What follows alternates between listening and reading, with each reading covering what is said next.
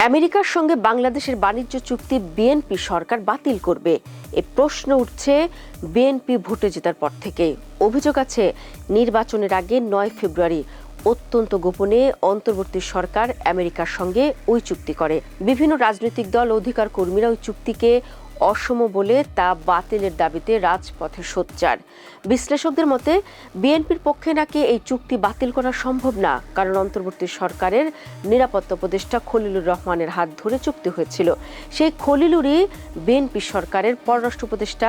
গণমাধ্যমগুলো বলছে চুক্তি অনুযায়ী বাংলাদেশকে মানতে হবে ১৩১টি শর্ত, আমেরিকাকে মানতে হবে মাত্র ৬টি। আমেরিকার উচ্চ পর্যায়ের একটি প্রতিনিধি দলের মঙ্গল ও বুধবারের ঢাকা সফরেও এই চুক্তির ব্যাপারটা গুরুত্ব পাচ্ছে। বিশ্লেষকদের মতে বিএনপি চুক্তি বাতিল না করলে আমেরিকার প্রতিনিধি দলের সঙ্গে আলোচনায় হয়তো চুক্তি বাস্তবায়নের বিষয়টি গুরুত্ব পাবে। বিশ্লেষকরা বলছেন চুক্তিটি গোপনে করার অভিযোগ আছে, কারণ সেটা সম্পর্কে সবাই জানতে পারে আমেরিকা যখন প্রকাশ করে তখন। যদিও অন্তর্বর্তী সরকার দাবি করেছিল চুক্তিটি গোপনে করা হয়নি, তার মানে চুক্তি না করা বিএনপি সরকার চাইলে চুক্তিটি বাতিল করতেই পারে। কিন্তু দর্শক, জটিল মারপ্যাচ আছে এখানে। বিএনপি সরকার পররাষ্ট্রমন্ত্রী হিসেবে খলিলুর রহমান ওই চুক্তি নিয়ে সাংবাদিকদের মুখোমুখি হয়েছিলেন গত ৪ মার্চ। তিনি বলেছিলেন ওই চুক্তিতে বিএনপি ও জামায়াতে ইসলামের সম্মতি ছিল। জামায়াত তখন এটা অস্বীকার করেছিলেন, আর বিএনপি কিছুই বলেনি। তবে আদতে চুক্তিটি একতরফা। কোনো আইনে বা চুক্তিতে ইংরেজি শেল শব্দটি থাকলে বুঝতে হবে সেটা পালন করা বাধ্যতামূলক। উইল লেখা থাকলে সেটা নির্ভর করে ইচ্ছার উপর। ৩২ পৃষ্ঠার এই চুক্তিতে শেল কথাটি আছে মোট ১৭৯ বার, উইল ৩ বার। এর মধ্যে বাংলাদেশ শেল আছে ১৩১ বার, আর ইউএস শেল আছে মাত্র ৬ বার। প্রশ্ন হচ্ছে চুক্তিটি বাতিলের সুযোগ আছে কিনা।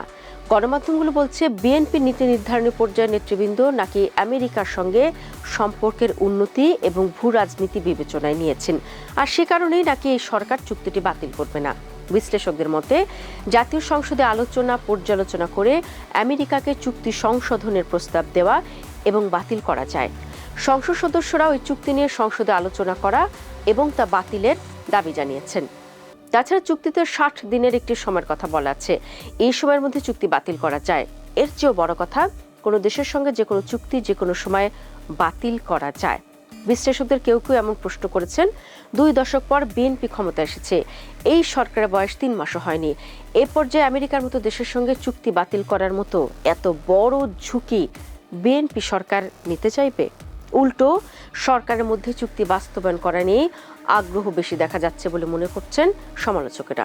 মার্কিন প্রতিনিধি দলের ২ দিনের সফরেই হয়তো বাস্তবায়ন প্রক্রিয়া গতি পাবে। এই যে আমেরিকার সঙ্গে বাণিজ্য চুক্তিটাকে একপাক্ষিক অসম বলা হচ্ছে, সেটার কারণও আমাদের জানা উচিত।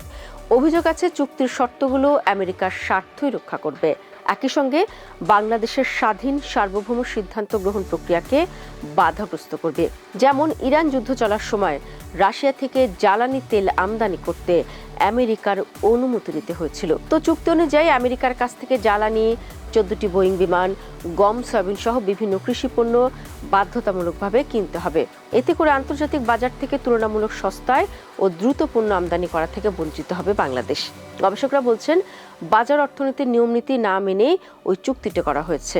বলা হচ্ছে ওই চুক্তিতে পারস্পরিক বাণিজ্যের কথা বলা হয়েছে, কিন্তু বাংলাদেশকে আসলে জড়িয়ে ফেলা হয়েছে আমেরিকার জাতীয় নিরাপত্তা ব্যবস্থার সঙ্গে। কারণ চুক্তি অনুসারে আমেরিকা যদি জাতীয় নিরাপত্তা রক্ষায় সীমান্ত বা বাণিজ্যিক ব্যবস্থা নেয়, তাহলে বাংলাদেশকেও তাদের সঙ্গে মিল রেখে ব্যবস্থা নিতে হবে। আরেকটি বিষয় আলোচনা বা বিতর্কের কেন্দ্রে রয়েছে।